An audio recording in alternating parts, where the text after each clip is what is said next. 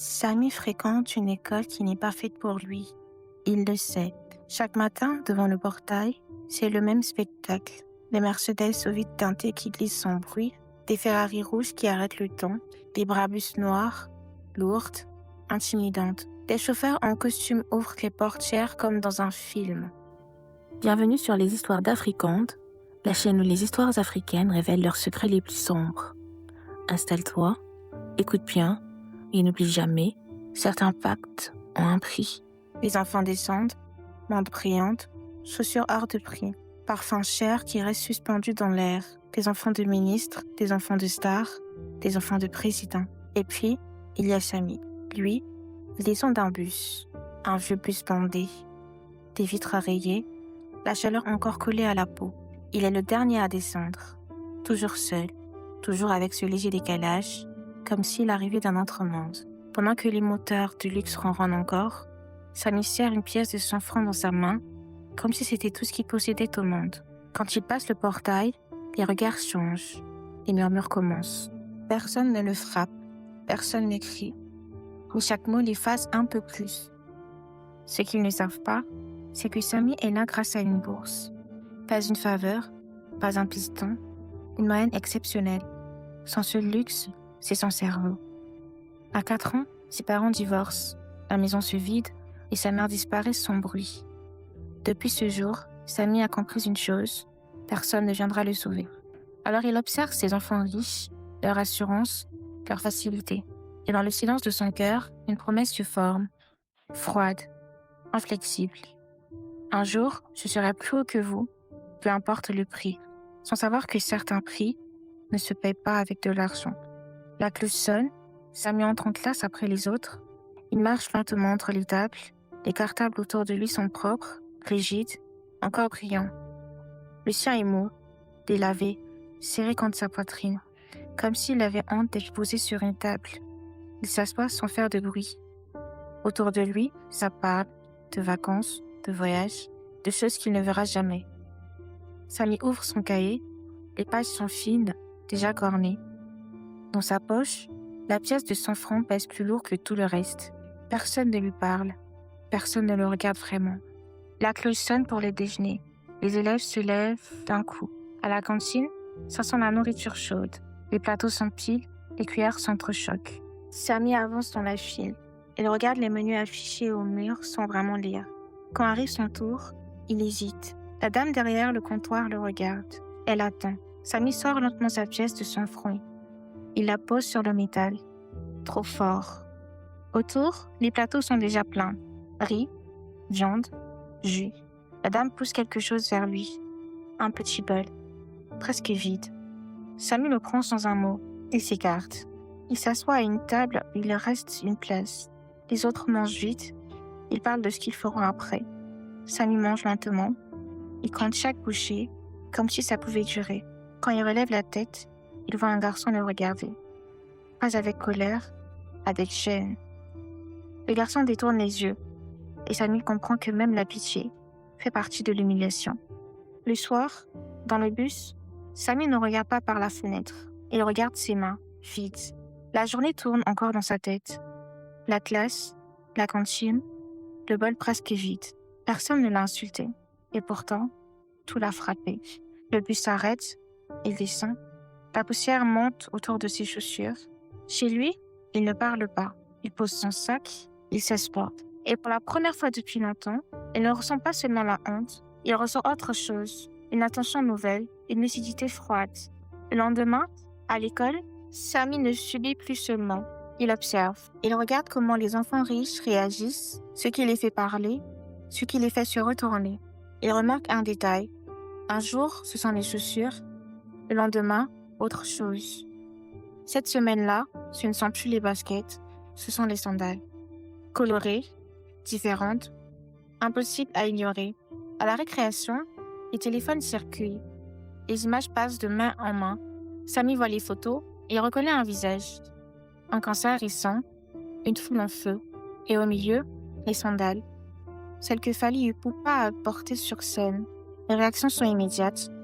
T'as vu? C'est ça maintenant? Il les faut absolument. Samy ne parle pas, il écoute. Il voit les regards briller, il entend la frustration, et quelque chose se met en place dans sa tête. Calmement, précisément, ce n'est pas une envie, ce n'est pas un rêve, c'est un vide. Et Samy comprend une chose essentielle. Chez ses enfants, le problème n'est jamais l'argent, c'est l'accès. Et pour la première fois, Samy ne se sent pas en retard. Il se sent en avance. Le lendemain, Samy ne rentre pas directement après l'école. Il laisse passer le bus, puis un autre. Il marche, puis il avance, plus les rues changent. Moins de vitrines propres, plus de bruit, plus de poussière. Le marché apparaît d'un coup, désordonné, vivant. Les cris, les cartons ouverts, les chaussures suspendues partout. Samy ralentit. Il ne connaît pas vraiment cet endroit, mais il sait ce qu'il cherche. Il s'arrête devant un premier stand. Il monte discrètement les sandales. Celle-là. Le vendeur le regarde à peine. 50 000 francs, dernier prix. Samy ne répond pas. Il recule. 2 stands plus loin, il repose la question. Même réponse. 50 000 francs. Si tu n'as pas, avance. En troisième, 50 000 francs, faut pas perdre le temps. Samy comprend, ce n'est pas négociable. Ce n'est pas pour lui. Il continue quand même. Et soudain, il s'arrête. Derrière un étal, un homme pas fort. Une voix qu'il connaît. Samy regarde mieux. Le visage a vieilli, mais il reconnaît. Tonton Moussa, un ami de son père, un souvenir d'avant, avant que tout se casse. Samy hésite. Il pourrait partir, faire semblant de ne pas avoir vu, mais il avance. Tonton Moussa? L'homme se retourne, plisse les yeux. Samy? Un silence court, étrange. Tu as grandi? Samy hoche la tête. Il inspire. Tonton Moussa, je traverse une période compliquée. J'ai besoin de ton aide. Le sourire disparaît. Si c'est pour l'argent, non. Samy, parle vite. Les commerçants demandent 50 000 francs la paire. Les enfants riches de mon école les veulent tous. Ils ont l'argent, mais pas l'accès. Moussa le regarde, l'entend. Tu as quel âge? 18 ans.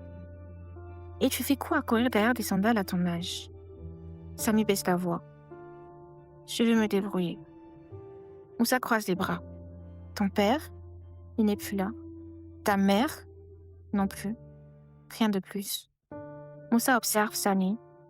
Ses habits simples, ses chaussures fatiguées, son regard trop sérieux.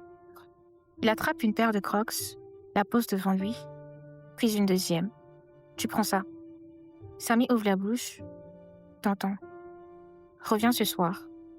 Il les fixe. On verra. Samy prend les sandales. Ses mains tremblent légèrement. Pas de joie, juste un poids nouveau. Parce que Moussa ne lui a pas parlé de prix. Il ne lui a rien promis. Il a juste ouvert une porte et refermé le regard. En quittant le marché, Samy sent quelque chose marcher avec lui. Ce n'est plus la honte. Le lendemain, Samy arrive comme d'habitude. Ni plus tôt, ni plus sûr. Dans son sac, les sandales sont là. Il le sent à chaque pas, comme un poids qu'il n'a pas le droit de montrer. Dans la cour, les groupes se forment. Les rires, téléphones, les discussions. Samy reste un peu à l'écart. Il a pensé parler, plusieurs fois, mais à chaque fois qu'il ouvre la bouche, la honte revient. Il se souvient d'où il vient, du bus, de la cantine, du regard des autres. Alors il se tait. À la récréation, il s'assoit sur un muret. Le sac posé à ses pieds, il fait semblant de regarder ailleurs. Un garçon passe, puis repasse. Regard moqueur, sourire en coin. Toujours avec ton sac, toi? Samy ne répond pas. Le garçon s'approche encore, trop près. Puis, sans prévenir, il tire le sac. Juste pour rire, juste pour l'humilier. Le sac glisse, s'ouvre, et son dalle tombe sur le sol. Le bruit est sec, clairement audible. Le temps se fige. Autour, plusieurs élèves se retournent. Les regards convergent. Le garçon reste immobile, la bouche entrouverte. Il regarde les sandales. Puis Samy. Tu les as eues où? Un silence étrange s'installe. Plus personne ne rit. Samy ne répond pas tout de suite. Son cœur tape trop fort. Il pourrait nier, ramasser vite, fuir, mais il ne le fait pas. Je peux en avoir. Sa voix est basse, mais stable. Le garçon s'accroupit, regarde de plus près. C'est celle du concert. D'autres élèves s'approchent. Ils chuchotent. Ils reconnaissent. C'est ça? Exactement ça. Le garçon relève la tête. Tu vends? Samy hésite. Une seconde de trop. Oui. Combien? Samy pense au marché, aux 50 000 francs, à Moussa. Il avale sa salive. 75 000. Le garçon grimace. T'es sérieux? Samy ne répond pas. Un adulte appelle au loin. Une voiture approche. Le garçon sort son téléphone. Papa, j'ai trouvé. Samy reste là, debout, exposé. Le chauffeur arrive quelques minutes plus tard. Même regard que d'habitude, même mépris discret. Il regarde Samy, puis les sandales au sol. C'est à toi ça? Samy hoche la tête. Combien? 75 000. Le chauffeur souffle. Tu rêves? Non.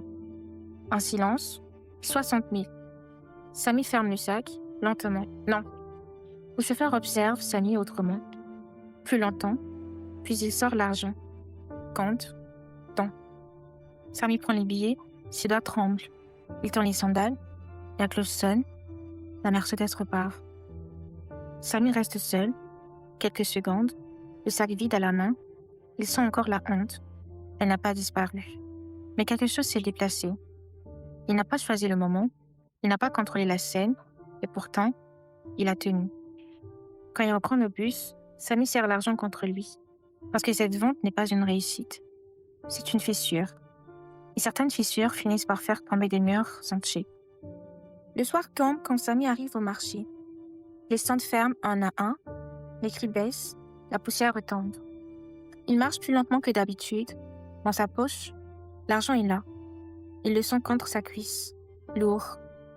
Il s'arrête devant le stand de Moussa. Moussa est assis sur une chaise basse. Il compte des billets. Il ne lève pas les yeux tout de suite.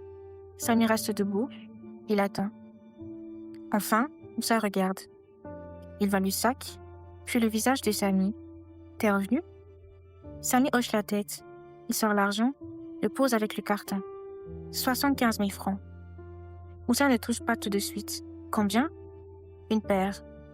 Moussa regarde les billets. Il les sépare lentement. Il en prend 50 000 francs. Il pousse le reste vers Samy. Ça, c'est à toi. Samy reste immobile. T'entends? Prends. En silence. Comment ça s'est passé? Samy hésite. Pas facilement. Moussa sourit à peine. Bien. Il se lève. Il s'approche de Samy. Si ça avait été facile, ça ne m'aurait pas intéressé. Samy relève la tête. Moussa baisse la voix. On ne respecte pas les gens qui vendent sans pression. On respecte ceux qui tiennent quand ça chauffe. Il attrape une autre paire de Crocs, puis une troisième. Il les pose dans le sac de Samy. Demain, tu prends ça. Samy recule légèrement. T'entends? Je n'ai pas demandé. Moussa le coupe. Je sais. Il le regarde droit dans les yeux. Maintenant, écoute-moi bien. Le marché est presque vide. Le silence autour d'eux est lourd. L'argent, tu peux le perdre. La honte, tu la connais déjà. Il marque une pause. Mais si tu commences à aimer la sensation que tu as eue aujourd'hui, fais attention. Samy ne répond pas. Parce qu'après, tu ne vendras plus pour manger. Tu vendras pour sentir que tu existes. Il referme le sac. Et ça rend les gens dangereux. Moussa s'éloigne, sans attendre de réponse. Samy reste seul. Il serre le sac. Il repense au chauffeur, au silence, au moment où il a dit non. Il sent encore cette sensation. Pas la joie, pas la fierté, le contrôle. Et pour la première fois, Samy ne se demande pas s'il doit continuer. Il se demande jusqu'où. On dit souvent que quand tu montes trop vite, quelqu'un finit toujours par tirer vers le bas. Dans l'école, tout le monde n'est pas satisfait. Il y a un garçon, toujours à distance, toujours le regard dur. Il n'a jamais acheté, il n'a jamais demandé. Il déteste Samy, pas parce qu'il a perdu de l'argent, mais parce qu'il a perdu sa place. Un matin, il disparaît de la cour. Personne ne fait attention. Quelques heures plus tard, le nom de Samy circule autrement. Pas dans les murmures, dans les bureaux. Le garçon est allé voir la direction. Il a parlé calmement. Il a dit les mots qu'il fallait. Vente illégale, désordre, mauvaise influence. À lycée Saint-Exupéry, le règlement intérieur n'aime pas les initiatives. Encore moins quand elles viennent de ceux qui n'étaient pas censés réussir. Samy est convoqué. Un bureau propre, trop propre. Ils sont plusieurs autour de la table. Des adultes, des dossiers ouverts. Samy reste debout. On ne lui demande pas s'il a vendu, on le sait déjà. On lui rappelle le règlement, la discipline, l'image de l'établissement. Tu savais que c'était interdit. Samy ne se défend pas, il écoute. Tu as perturbé l'ordre, tu as attiré des comportements déplacés. Personne ne parle des regards, de la honte, de la faim. La décision tombe sans couleur, froide, administrative. Tu es exclu. Un mot, sec. 1 an. 1 an après son arrivée. 1 an seulement, et déjà dehors. Samy ne crie pas, il ne supplie pas. Il hoche la tête, il sort du bureau avec la même démarche qu'avant, mais quelque chose s'est cassé. Dans la cour, les élèves le regardent passer. Certains baissent les yeux, d'autres détournent le regard. Le garçon qui l'a dénoncé ne dit rien, il sourit à peine. Il comprend alors une chose essentielle. Quand tu commences à gagner sans être invité, le système finit toujours par te rappeler d'où tu viens. Le soir, il rentre avec son sac vide. Plus de crocs, plus de commandes, juste une lettre. Un cachet officiel. Et une certitude nouvelle, plus dangereuse que la honte. Ce monde ne le punissait pas parce qu'il avait mal agi. Il le punissait parce qu'il avait osé. 3 mois passent, sans bruit. Samy ne fréquente plus l'école. Il n'y a plus de cahier à ouvrir, plus de portail à franchir, plus de regards à soutenir. Le matin, il part tôt. Presque tous les jours, on le retrouve au marché, derrière les stands, à aider Moussa. Il porte des cartons, il compte, il observe. Il apprend sans qu'on lui explique vraiment. L'école s'est arrêtée d'un coup, pas par choix, mais parce qu'il n'y avait plus personne pour payer, plus personne pour défendre son dossier, plus personne pour croire que ça valait encore la peine. Alors Samy fait ce qu'il a toujours fait. Il se débrouille. Parfois bien, parfois mal, il accepte ce qu'on lui donne, il cherche ce qu'il peut prendre sans demander. Et le soir, quand le marché se vide et que la maison devient silencieuse, tout remonte. Assis sur son lit, dans sa petite chambre, Samy pleure sans faire de bruit. Il se demande pourquoi tout lui arrive à lui. Pourquoi son père est parti si tôt, laissant derrière lui des silences et des promesses jamais tenues. Pourquoi sa mère, après le divorce, a essayé de reconstruire ailleurs, sans lui, comme si l'aimer était devenu trop lourd. Il repense à l'enfant qu'il était, assis par terre avec ses jouets, attendant des adultes qui ne revenaient plus jamais. Il se demande ce qu'il a fait de mal, puis il essuie son visage. Toujours seul, toujours debout. Parce qu'il a compris une chose, personne ne viendra réparer ce qui a été cassé. Et s'il veut avancer maintenant, ce ne sera ni grâce à l'école, ni grâce à la famille, mais uniquement grâce à ce qu'il serait capable de construire, même avec les mains vides. À 23 ans, Samy comprend que même les toits ont une limite. Ce n'est pas une dispute violente, pas de cris, pas de porte claquée, juste des phrases dites calmement, trop calmement. La famille maternelle lui explique qu'il doit partir, que la maison n'est plus un refuge, que chacun a ses problèmes, que lui aussi doit apprendre à se débrouiller seul. Samy écoute, il ne répond presque pas. Il sait déjà. Il rassemble ses affaires dans un sac, peu de choses, des vêtements usés, des souvenirs qu'il ne regarde pas. Quand il sort, personne ne le retient. Dehors, la rue est calme, mais lui ne l'est plus. Les jours suivants sont lourds, trop lourds. Samy continue d'aller au marché.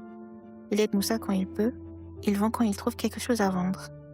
Toujours déterminé, toujours droit, il se répète que ce n'est qu'un passage, que les choses peuvent encore changer. Mais la réalité est brutale. L'argent ne suffit pas. Jamais. Ce qu'il gagne disparaît aussitôt. Nourriture, transport, un endroit pour dormir. Il calcule tout, il renonce souvent. Parfois, le soir, il reste assis longtemps sans bouger. Il regarde ses mains, il pense à tout ce qu'il a perdu et à tout ce qu'il n'a pas encore. La fatigue s'accumule, la solitude aussi. Mais Samy ne lâche pas, parce qu'il a compris une chose essentielle. Maintenant, s'il tombe, il n'y aura plus personne pour le relever. Le soleil est haut quand Samy traverse l'avenue du marché. Le goudron brûle, l'air tremble. Ce jour-là, il travaille au lavage à pression de la place. Un tuyau à la main, l'eau sale glisse sur le sol. Les voitures passent sans s'arrêter. Quand la voiture se gare, Samy ne lève pas tout de suite les yeux. Une Mercedes GLE noire, imposante. « Tu peux nettoyer ?» Samy acquiesce. Il commence. Puis il entend la voix. « Samy ?» Il s'arrête. Il lève les yeux. Alfred. Un visage qu'il connaît, un ami d'avant. Avant que les chemins se séparent, ils se regardent, le temps ralentit. « Je ne pensais pas te revoir ici. » Samy ne se justifie pas. « Je travaille. » Il reprend le jet, il frappe la carrosserie. Alfred observe, l'entend. Tu sais, en Afrique, les opportunités ne manquent pas. Ce qui manque, ce sont les gens capables de tenir une équipe. Samy continue de laver, il écoute. Les supermarchés aujourd'hui, ce n'est pas juste vendre des produits, c'est gérer des vendeurs, des stocks, des tensions, des clients difficiles. C'est du terrain, et le terrain, tu le connais. Samy s'arrête. Au marché, tu ne vendais pas seul. Tu avais des gens qui vendaient pour toi. Tu fixais des prix, tu gérais les conflits, tu faisais circuler l'argent. Samy reste silencieux. C'est ça le leadership. Pas les diplômes, la capacité à faire fonctionner les autres. Alfred coupe le moteur, le silence devient lourd. J'ai monté une chaîne de supermarchés en Afrique. On grandit vite, mais plus on grandit, plus il faut des gens solides. Il regarde Samy droit dans les yeux. J'ai un poste vacant, directeur général. Le mot tombe, brutal. Chez TM Market. Samy ouvre légèrement la bouche. Ce n'est pas un cadeau, c'est une responsabilité. Des équipes à gérer, des vendeurs à encadrer, des décisions qui font mal. Il sort son téléphone. Si tu veux tenter, viens déposer ton dossier dans 2 jours. Il tend le téléphone. Samy note le numéro, ses doigts tremblent. Ce n'est pas de la joie. C'est une pression nouvelle. La Mercedes redémarre, s'éloigne. Samy reste immobile un instant. Il regarde ses mains. Elles ont porté des cartons, géré des gens, tenu des ventes. Pour la première fois, quelqu'un ne voit pas sa chute. Il voit ce qu'il a appris dedans. 2 jours passent. Samy choisit sa plus belle veste. Pas neuve, mais propre, soigneusement repassée. Il rassemble ses dossiers, quelques papiers, des preuves simples, pas de diplôme impressionnant, juste son parcours. Quand il arrive devant le bâtiment de TM Market Group, il s'arrête une seconde. Le logo est grand, propre, froid. À l'intérieur, tout est calme, trop calme. On le fait attendre, puis une porte s'ouvre. Alfred est assis derrière un bureau large, costume sombre, regard posé. Il lui tend un café. « Assieds-toi. » Samy s'exécute. Alfred ne regarde pas les dossiers tout de suite. Il boit une gorgée, puis parle calmement. « Tu sais, Samy, des profils comme le tien, il en a beaucoup. » Il marque une pause. Des gens courageux, des gens qui se sont battus, des gens même plus diplômés que toi. Samy reste droit. Certains te dépassent déjà, sur le papier. Il tapote le bureau. Mais ici, ce n'est pas le papier qui compte. Il se penche légèrement. TM Market Group, ce n'est pas qu'une entreprise. C'est une manière de penser, une loyauté, une discipline. Samy fronce légèrement les sourcils. Avant de rejoindre, il faut intégrer notre cercle. Le mot tombe, lourd. Certains diraient une secte. Il esquisse un sourire bref. Moi, j'appelle ça une famille choisie. Silence. Ici, on ne travaille pas seulement pour un salaire. On travaille pour le groupe. On protège le groupe. On ne parle pas contre le groupe. Samy sent quelque chose se serrer dans sa poitrine. Si tu entres entièrement. Il referme enfin le dossier. Réfléchis bien, parce qu'une fois dedans, on ne fait pas marche arrière. Alfred se lève. Reviens demain, dis-moi si tu es comme nous. Samy se lève à son tour. Il récupère son café. Il n'y touche pas. Quand il sort du bureau, le couloir lui paraît plus long qu'à l'aller. Ce n'est plus qu'un poste qu'on lui propose. C'est une appartenance. Et Samy comprend que cette opportunité n'est peut-être pas une porte vers le salut, mais une autre forme de prison simplement plus éclairée. De retour à la maison, le soir, Samy s'allonge sur son lit. Il ne se déshabille même pas. Le plafond est là, immobile, comme s'il le regardait. Les pensées arrivent sans ordre. Les difficultés, les coups, les blocages répétés. Tout ce qu'il a essayé, tout ce qu'il n'a pas réussi. 23 ans déjà, et rien de stable, rien de construit. Il repense à l'école, au marché, à l'exclusion, à l'argent qui ne reste jamais. Il ferme les yeux. Et un visage revient, celui de sa mère, allongée sur un lit d'hôpital, amaigrie, fatiguée, branchée à des machines qui font plus de bruit que d'espoir. Les médecins ont parlé, calmement, trop calmement. Une opération urgente, chère. Les amis le savent, il n'a pas d'argent. Il serre les dents, cette opportunité, ce poste, ce groupe. Ça pourrait changer les choses, mais le prix n'est pas clair. Et c'est ça qui fait peur. Il pèse le pour, il pèse le contre. La morale, la survie, la liberté, la responsabilité, le silence sur longtemps. Puis Samy se redresse. Il attrape son téléphone, il regarde le numéro d'Alfred. Une dernière hésitation, puis il appelle. Alfred, j'ai réfléchi. Un souffle à l'autre bout. Je t'écoute. J'accepte ta proposition. Un court silence, puis la voix d'Alfred posée. Ok mon frère, c'est une décision réfléchie. Samy ferme les yeux. Rendez-vous ce soir, 0h, au bord de la plage. La ligne se coupe. Samy reste immobile. La plage, la nuit, pourquoi cet endroit? Il regarde le téléphone, puis le pose lentement. Un frisson lui traverse le dos. Il ne sait pas encore s'il vient de sauver sa famille ou de vendre quelque chose qu'il ne pourra jamais récupérer. Comme convenu, Samy arrive au bord de la plage à 0h. La nuit est épaisse, le ciel sans lune. Le bruit des vagues frappe la rive avec régularité. Chaque vague lui glace le cœur. Il s'assoit près d'un banc, seul, les mains jointes. Il attend. Le vent soulève le sable, le sel pique les narines. Le temps semble ralenti. Puis des phares apparaissent. Une voiture approche lentement. Une Range Rover, imposante, silencieuse. Immatriculée 666 KB. Elle s'arrête non loin de lui. Les portières s'ouvrent. Alfred descend le premier. Il n'est pas seul. 3 autres silhouettes sortent du véhicule.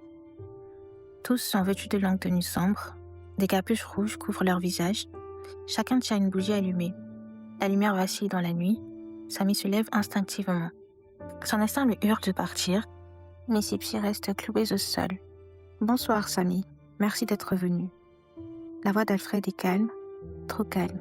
« Allons-y. » Il marche, pas vers la ville, pas vers une route, vers l'eau. Samy fronce les sourcils. Pourquoi l'eau? Où est l'entrée? Il n'y a ni porte, ni bâtiment, ni passage, juste l'océan. Il s'arrête à quelques mètres des vagues, le bruit devient assourdissant. Puis quelque chose se produit. La mer s'ouvre. Pas brutalement, lentement. Comme si l'eau obéissait. Une ouverture apparaît, large, profonde. À l'intérieur, il voit un autre monde, de réalité face à face. Derrière lui, la plage, la poussière, la fatigue, la vie qui frappe sans pause. Devant lui, des immeubles immenses, des voitures de luxe, des lumières irréelles, un monde riche, brillant, vivant. Et là, Samy voit quelque chose d'impossible. Des voitures sortent de l'eau. Elles glissent comme si la mer les avait portées. Elles montent sur le sable, puis repartent vers la route, comme si elles avaient toujours appartenu à ce monde. Samy reste figé, et d'un coup, un souvenir d'enfance lui traverse la poitrine. Étant petit, on nous disait souvent, très tard la nuit, les deux mondes se réunissaient. Il avait toujours cru que c'était des rumeurs, des histoires pour faire peur aux enfants. Les phares sont là, le sable est là, et l'eau est ouverte. Alfred avance. Il ne se retourne pas. Samy hésite, mais il est fatigué. Fatigué de se battre à main nue contre un boxeur expérimenté. Alors il avance. Il traverse. L'eau ne le mouille pas. Ils arrivent dans une cité cachée, éclairée par des lumières bleutées. Au centre, Un palais. À l'intérieur, une grande salle, sombre, froide. Les murs sont couverts de symboles triangulaires, gravés profondément. Au fond, un trône. Une silhouette y est assise, la reine des eaux. Belle, terrifiante. Son regard transperce Samy. Alfred s'incline.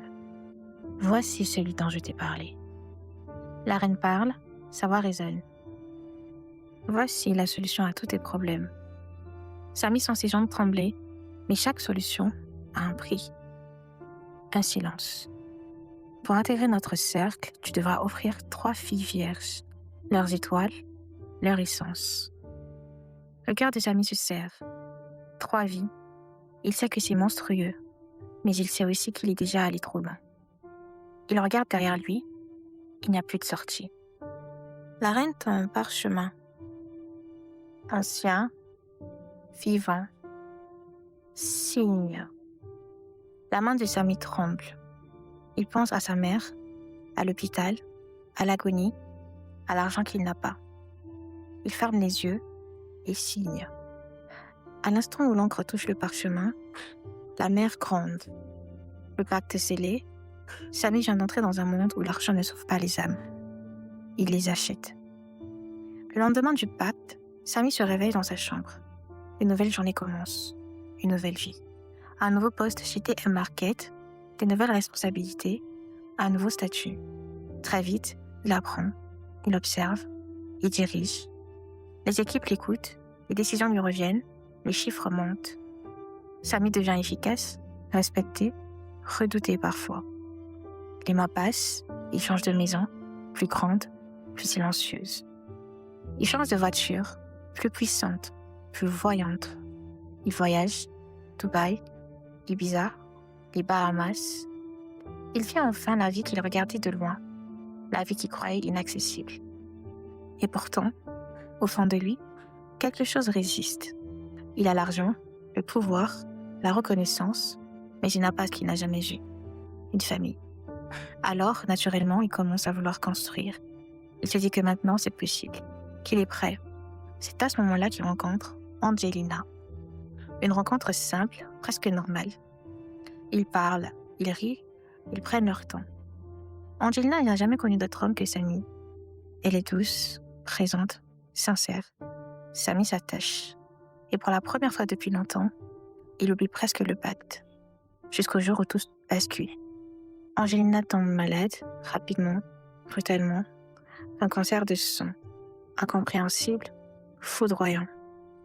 Elle meurt, sans avertissement. Et dans le silence qui suit l'enterrement, Samy comprend. Le pacte ne demandait pas toujours d'agir. Parfois, il prenait tout seul. La colère monte, la frustration aussi. Samy commence à boire, beaucoup. Les nuits deviennent longues, les boîtes, l'alcool, les excès. Mais le travail continue, toujours impeccable, toujours maîtrisé. Puis le temps passe. Et le jour du deuxième sacrifice approche. Cette fois, c'est plus difficile. Trouver une fille vierge n'est pas simple. Encore moins sans éveiller les soupçons. Et pourtant, comme guidé par quelque chose d'invisible, Samy rencontre Mariam. Une fille de Yopougon, belle, intelligente, étudiante en droit. Ils se croisent, se parlent, se rapprochent. La relation se construit lentement, et les mois passent. Samy sait, mais il se tait. Il espère, il se ment. Jusqu'au jour où Mariam tombe malade à son tour. Une maladie étrange, inexplicable. Et comme Angelina, Mariam meurt. À cet instant précis, Samy n'a plus de doute. Le pacte ne se contente pas de prendre des vies, il prend ce qui pourra le sauver. Et Samy comprend la vraie nature de sa richesse. Il peut tout avoir, sauf ce qui donne un sens à tout le reste. Les voyages continuent, mais Samy ne dort plus, ou très mal. Chaque nuit, les mêmes rêves reviennent, des filles, de l'eau, de mains froides qui le tirent vers le fond. Parfois, il se réveille en hurlant, parfois, il reste immobile, les yeux ouverts jusqu'au matin. 10 ans ont passé, 10 ans depuis le pacte, et maintenant, on lui demande l'ultime étape. La dernière annonce, la dernière offrande, mais cette fois-ci, tout est différent. Les filles comme avant n'existent presque plus. Cette génération a changé. Trouver une fille vierge est devenu un calvaire. Samy cherche, encore et encore.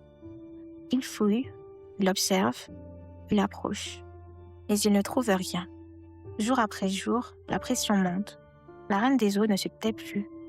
Les menaces arrivent, dans ses rêves, dans ses pensées. Et au travail aussi, la tension devient insupportable. On lui rappelle ses engagements, on lui parle de la dernière étape. On lui fait comprendre que sans elle, il n'a plus sa place. Ce n'est pas de la mauvaise volonté, c'est l'impossible. Quelques jours plus tard, il rencontre Aya, une fille différente, discrète, calme, habitée par une foi profonde. Aya croit en Dieu, vraiment. Elle prie, elle parle de paix, de lumière. Samy pense que ce sera simple, comme avant. Il se trompe. Quand vient le moment du rituel, on lui montre un récipient rempli d'eau. À la surface, le reflet d'Aya apparaît, immobile, vivant. On lui explique calmement, il n'a qu'un seul geste à faire, un seul. Samy essaie, encore et encore, mais rien ne se passe. Le reste calme, le reflet intact. La foi d'Aya bloque tout. Et à partir de ce jour, les choses se retournent contre lui. Samy tombe malade, une fois, puis une autre. Son corps lâche, son esprit aussi. Les rendez-vous médicaux s'enchaînent, les absences au travail s'accumulent, puis la décision tombe. Il est renvoyé de TM Group. Le directeur modèle devient un problème. L'argent commence à disparaître, les maisons se vident, les voitures se vendent. La richesse fond, la solitude reste. Samy se retrouve enfermé dans son salon, seul, épuisé. Il repense à tout, à chaque choix, à chaque signature. Il comprend enfin, le pacte ne détruit pas d'un coup, il vide lentement. Et ce soir-là, Samy reste assis longtemps, face au silence, sans appeler personne, sans prier, sans fuir, parce qu'il n'a plus d'endroit où aller. La solitude finit par l'emporter. Elle ne lui laisse plus d'air, plus d'issue, plus d'attente. Ce soir-là, Samy reste longtemps seul dans son salon. Il ne pleure plus, il ne tremble plus. Il a compris. Tout ce qu'il a gagné lui a été repris. Tout ce qu'il aimait a été sacrifié. Le pacte a vidé sa vie jusqu'au silence. Il fait un dernier tour du regard. La maison est grande, froide, vide. Samy choisit de mettre fin à sa vie. Le lendemain, on le retrouve chez lui, seul, sans mots, sans appel. La mer continue de gronder au loin, indifférente, et le monde comprend trop tard que certaines richesses ne laissent aucune chance de retour. Samy était un homme profondément déterminé, un battant, quelqu'un prêt à travailler, à tomber, à se relever et à faire tout ce qu'il fallait pour réussir sa vie. Il n'a jamais fui l'effort, il n'a jamais attendu qu'on le sauve. Mais à force de vouloir tout contrôler, il a franchi une limite invisible. Le pacte l'a rattrapé au moment où il pensait enfin gagner. Cette histoire nous rappelle une vérité essentielle. Le succès demande des sacrifices, oui, mais tous les sacrifices ne sont pas acceptables. Sans principe, le succès devient une prison. Cette histoire est inspirée de faits et de croyances africaines. Toute ressemblance n'est peut-être pas un hasard. Et n'oubliez pas de liker notre vidéo et de laisser un commentaire, car votre encouragement et vos avis sont notre force.